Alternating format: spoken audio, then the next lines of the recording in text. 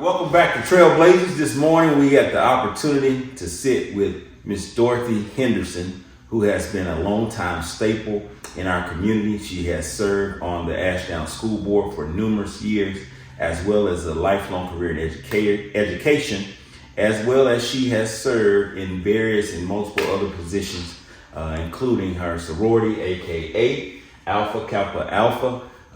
Sorority Incorporated. And so we just thank you this morning for giving us the opportunity to sit down with you and talk to you this morning. Oh, it is a pleasure to share. Yes. And it is, number one, it is a blessing to be here at 76 years old. That's right. And still very active, have my health and strength and a lot of my mental capabilities. And that is an excellent, I just give honor, not that I'm a holy roly, but I do believe in the Lord. That's right. And I can say this to every person that is living. It is an excellent idea to have the Lord as your Savior and your leader and to be able to pray. Because God is alive. I will tell everyone, and I've always told my kids, and I talk to my husband also, about the power of God. Even in the midst of your trials, in the midst of your problems, in the midst of your life, you can always know that God will be a comforter and a provider for you. That's right. So that has been a great, even as a child, I will go on and share this. I grew up in the Richmond community. Okay. I am the firstborn child of 8. I weighed 2 pounds, 5.5 ounces in 1949. I was born in the hospital, stayed in the incubator for 6 weeks at the Ashdown Memorial Hospital. So I think, let's just think 1949, what that was like. And I stayed 6 weeks at the hospital. Ashdown in the incubator. I think you're the first person that ever known to be born in Ashdown, Little River Memorial. So that's Little River Memorial, yes. Okay. I still remember some of the nurses and the doctors very nice. So I've always said that I was born to be a warrior. okay. And it's just a blessing to be here. I am married to Charles, and we've been married, 57 years? Oh, wow. Yes. Congratulations. And I have 3 children, Charles Jr., Regina, and Natasha. Okay. And so I'm very proud. And that's one thing about me, I do love my family. And I had my mother and my father, who were great teachers. When I was growing up, I was always very strong-minded. I had my own opinion. Even as a child, I would have my input, get slapped or get whipped, but I still had very strong, how I felt and how they should do this and do that. And then I had to pray, as I've gotten older to God. Oh my God, I was a disobedient child. Please forgive me for voicing my opinion about everything, but I did it. I could never imagine that about you. Being opinionated? You? No, I couldn't. No, I'm just kidding. Tell me something. Let me ask you this. Talk about your upbringing as far as like school years, going into college, for some young people now that may be watching this and think it was always as easy and everything is as readily accessible as it is now for everybody. Just talk about that. Oh no, it's not easy. Life is not easy. Number one, but I've never been a lazy person. You have to have a drive within yourself. You have to have a drive within yourself. And a very good thing is to listen to your parents. Now, even though I was very opinionated as a child, but I did listen to my parents. I listened to my parents, and I understood what they were telling me. Now, I was a child that I never wanted to make shame on my family. I've always been that type of person. I had some pride about myself. I know it's just, it's not, maybe they didn't speak it, but it's an unspoken rule that you never make your parents ashamed. Not that I didn't do anything, because in church, you didn't talk in church. But I did. I started one, and then I felt my mama's hand pull my whole face around. At church, I was sitting there and I was just having a conversation. I felt a hand that pulled my face completely around, and it was her. And guess what? I never talked in church again. You straighten up, huh? So, but I can give all the young people as well as middle age and maybe older. It's very good to listen to your parents, because most parents will tell you what's right. And they're not telling you just to be telling you. They're telling you as a guide so that you can be a successful young man or young woman. I would not trade anything for my childhood. As I said, I was reared in Richmond, Arkansas, and it was 8 of us. 8. Wow. And I was the oldest. It Wow. was 8 of us. And I never had to miss school to work. I remember vividly, I missed one day of school in my life. I think I was about in the 4th grade. And that's when we were going to move to another house. For me being the oldest, I had to stay at home with the younger brother. And that just made me so mad. But even at 76, I remember that. And that's a long, long, long time ago. So how did you, I know you got a long time career in the Liberty Island School District as an educator. Can you talk to us about how you ended up on that path? Okay. Not only did I work in Liberty Island, my career began in TISD. Okay, Texas County. Okay, TISD, Texas County. Okay. I went back. I got married early. I was married at 19 years old. I guess I ended up marrying Charles. I told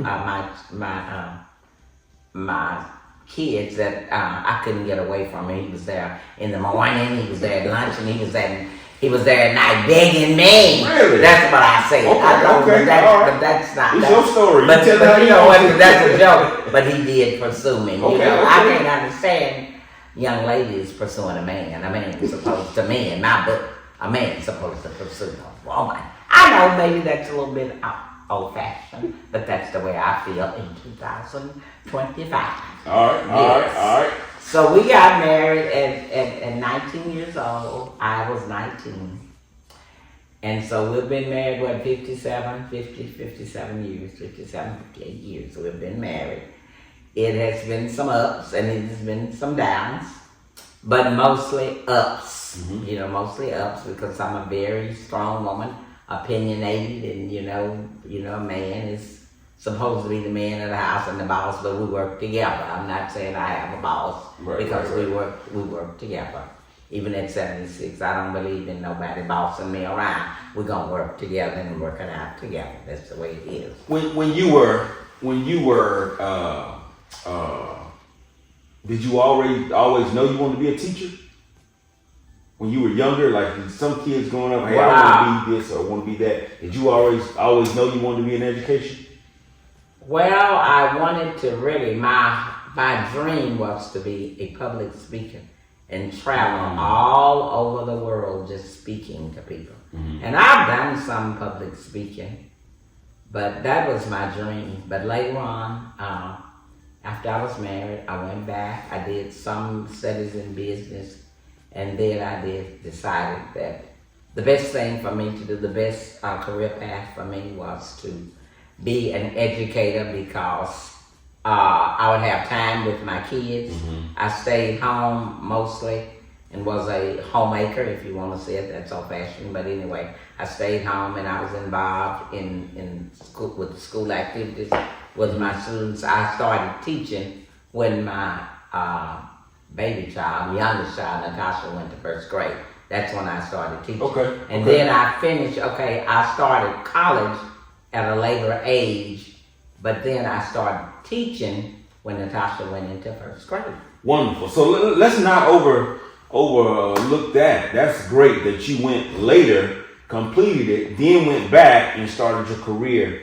And that's a blessing to be able to do that. But can you just talk about, because there may be somebody watching that's thinking about going back to school later, and they're making all kinds of excuses on why they shouldn't and how they can't and how tough it is. But can you just kind of talk about, your experience with doing that? Well, my experience with doing that, I always said I went back to school and I had 4 kids, is what I said, with Charles. I called him on, I included him in, because Cause I mostly did most of the stuff with the cleaning and whatever it was. But he was a great provider. Don't get me wrong. And he never wanted me to. He didn't want me to really to go back to school. He didn't want me to go back. But then me being as hard, maybe I've been having my own mind. I said, oh yes, I'm going back to school now. Hey, I'm going back. So he sent me to school. So okay, you asked me, was it very difficult going? Yes, but when you have your mind made up to want to do something, I like that. When you have your mind up and when you have prayed to the Lord about things, even I was young. I'm not a perfect person, but I was young, very young. Right. But I always prayed to the Lord to help me and to strengthen me on my journey. So yes, I went back to school and I studied, and sometime I know my Natasha had a severe asthma, and so sometimes the kids might be sick, and I might stay up almost all night long and then get up and have to go to school the next day. Might stay up sometime to 4:30 studying to get ready for the next day. But you do what you have to do. I love it. You do what you have to do.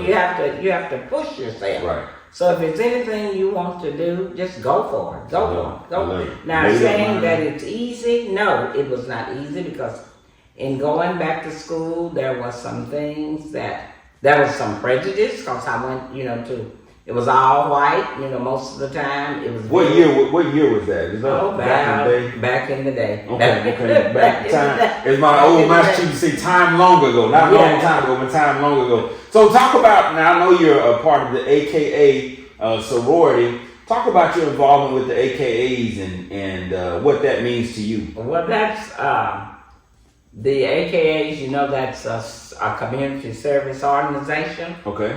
And I've always, I had mine to be an AKA, so I was invited. You have to be invited. And an AKA is supposed to set high academics standards. You're supposed to have a certain grade point average. I know it's been lowered, I guess, because of the younger people, maybe in the way they pursue. But they're doing their grade. They're working in school. Maybe, but anyway, I think it might be a C average now, but it was more than a C average then, because I said, I don't think you should have a C average. That's my opinion. I think you should be above that now. Okay. To me, it's academically, so, but anyway, I always wanted to be an AKA, and Betty Moore, was my mentor, and she invited me to become a member, and that is a service college women organization, and it's service to the community. Right. That's what it's actually all about, rendering service to the community. And it's a sisterhood activity. Right. Sisterhood organization. We strengthen each other and we help each other. That's what it's all about. And then we're supposed to be very committed to community service. Excellent. With that, we know you are. Yeah, and I'm a lifetime member of AKA. Okay. A member of AKA. Okay, yes. Great. Well, we know you're involved in the community. Like the old church song said, "May the work I've done speak for me." And you have worked, and we definitely thank you for your service to our community. Thank you for service to the young people that may be coming behind you. One day, somebody may see this video that we don't even know, that'll inspire them. Yeah. And so, any parting words, anything you'd like to say? Or okay, one thing I'm very, very, very proud of. Now, my little girl, I call them my little Girl Scouts. So they are about, I'm 76. So they are probably 65, my Girl Scouts. Okay. I organized a Girl Scouts, a junior Girl Scout troop of the young black girls, such as, I know they wouldn't mind me calling their names. It was probably 12, 15 of them. And I did it in my home, taught them all kinds of things, and as a Girl Scout, to be a Girl Scout.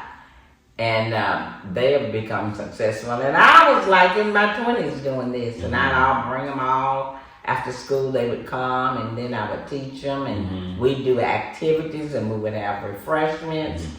So one is Gwen Williams that owns a daycare. Mm-hmm. Jill Northcross. Shirley Faye. And I can go on and name some others. Well, I didn't know that, so I'm gonna have to mess with them when I see them and tell them I didn't know they were Girl Scouts. Oh yeah, they were Girl Scouts. I used to be a Boy Scout back in the day. Long time So ago. they were the first Girl Scout troop that I know of in Ashdown. And then we were all African American. Yeah.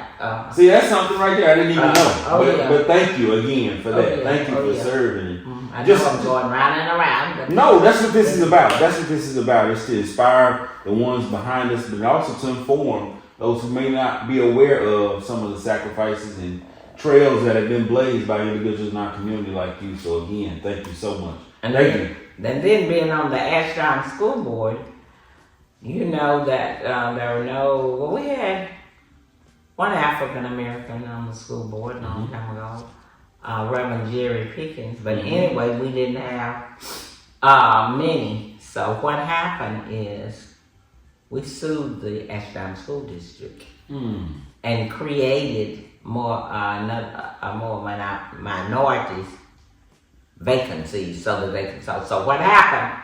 We sued. It was 12 of us. It was 6 black couples here in Ashdown. Sued the Ashdown School District, and it had to be completely shut down.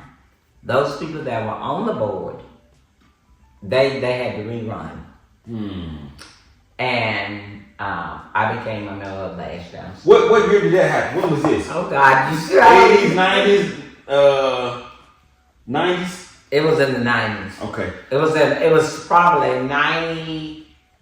About 92. So early 90s. Yeah. That's awesome. That's awesome. Early 90s. And we do see that. And I see you and I see Mr. Hooks on the school board. I remember Reverend Latson used to be in on the Reverend Latson. He was that's when when it was torn, when it was completely, they had to be re-elected. You had to go and sign up, you had to be re-elected. So that's when Raymond Latson and I that's how we got on that school board. And see, this is important because it's easy for people to assume that it's always been this way. You always have access.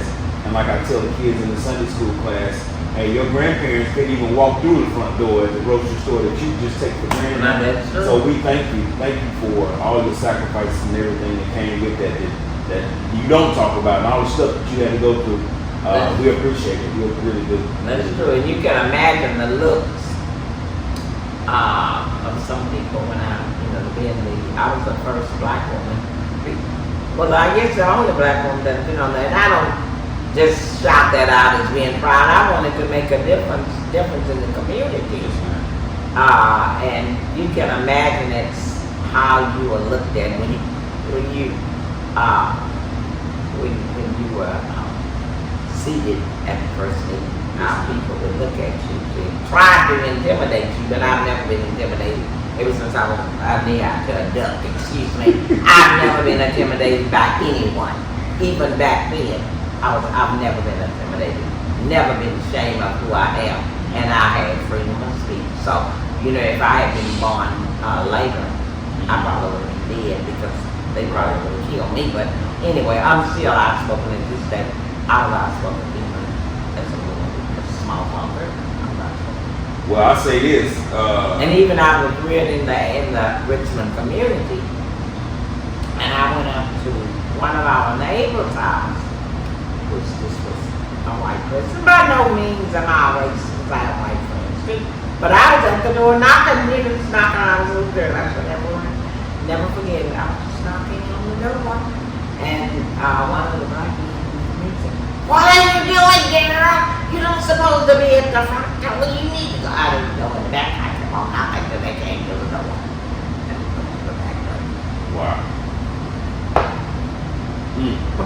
Well, it has to take a level of self-will, being outspoken, if you will, headstrong, however you want to label it.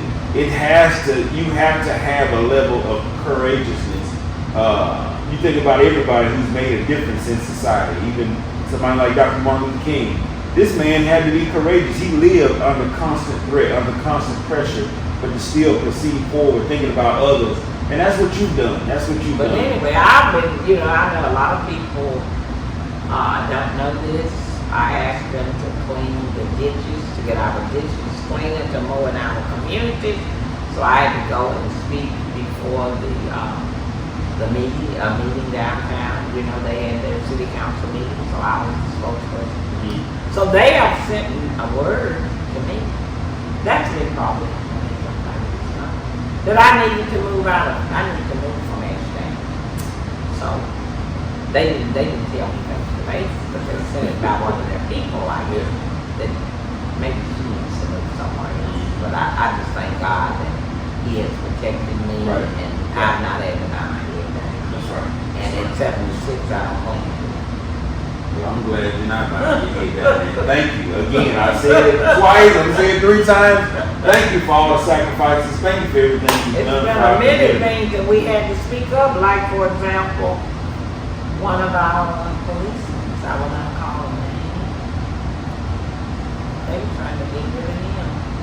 We got to put after him and put him in and go and speak up on him so that they would not take him off the police force. It's been many things, and it was a young man. We have an organization, and we don't need this now hardly ever, but it's chartered. The Concerned Citizen, a young man came here in the town of Ashdown. He was jailed, I think, for looking at a white woman. That's the reason the Concerned Citizens was organized. Oh, wow. And the people got together and they spoke out. And he was released from jail. It was just about Wow. Things people wouldn't know. There's so much more. So many other things. There's so much more. I know people that are, maybe 2 years, 3 years older than me. One young man was dating with a, I think she was behind the woods. And she screamed, what I'm saying. She told that he had gone with her, raped her, whatever. Yeah, he got out of it years ago from being incarcerated for a long time and being with the white girl that she knows she was with. Those kind of people. Wow. Thank you again. Thank you for all the sacrifices. No, I mean these are sacrifices and things. Some people just don't know. Don't know. I didn't know. And I need to take, be off the camera to tell you the real story about that. Well, all right, I'm gonna wrap it up with this shot right here. So thank you so much for all of the sacrifices you made and all of the I don't call service. those, I don't really don't call it a sacrifice. I just think it's life, and I just think that each person should try to make it a better place for people to live in. Right. And it's going to take you being courageous and concerned and having some guts. Right. Having some guts. Having some guts. You might have enemies, but that's life. You're going to have enemies anyway. I don't care who you are or how you are. You're going to have some guts. Some people will say, well, I'm not going to say it. You're going to have enemies. That's life. That's right. All right. Well, wonderful. Thank you.